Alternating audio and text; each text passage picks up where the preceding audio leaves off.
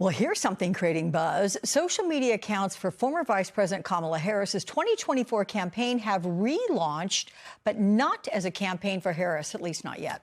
The account, now rebranded simply as Headquarters, describes itself as a, quote, Gen Z-led progressive content hub.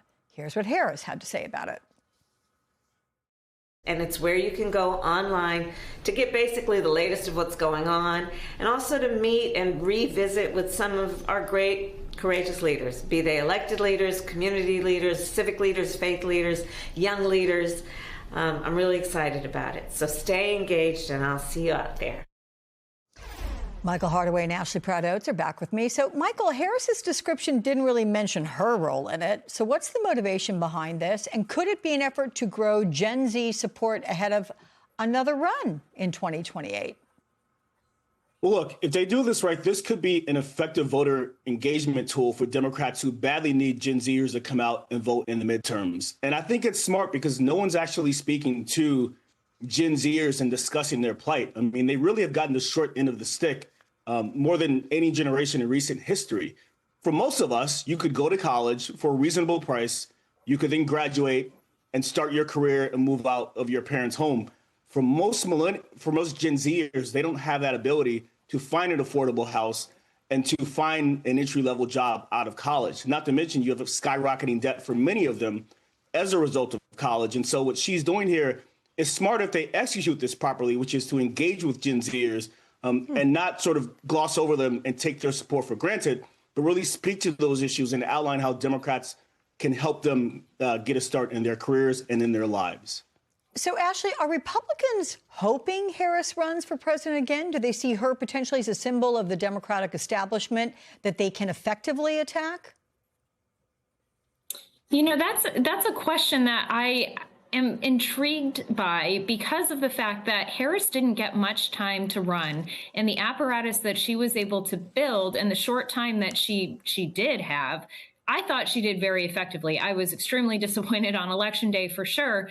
But at the end of the day, I thought that she brought a lot of invigoration back into the party. I think being, a woman and a woman of color is something that our country desperately needs in levels of leadership. And I don't know that our country is ready for it, as Michelle Obama has said before as well. However, I will say Republicans fear things that they view as different. And as we talked about in the last segment, right, they have really tried to create this division within America, and they try to do it among Americans. And that's the exact threat that somebody like Kamala Harris poses to the Republican Party. So I think they would actually be very afraid of a Harris run, despite her loss, given the fact that she would have more time to mobilize potentially young voters with something like HQ. So regardless of whether or not she runs, as Michael just mentioned, this is going to be a very powerful tool if used correctly by the Democrats, because usually they are very behind the eight ball compared to the GOP machine. I have one more question on a different topic, and it's for you, Michael, because Press Secretary Caroline Leavitt was asked to respond to former Trump advisor Steve Bannon suggesting ICE should be sent to polling places in November. And here's what she said. That's not something I've ever heard the president consider, no. You can guarantee to the American public that ICE will not be around polling locations or voting locations in November?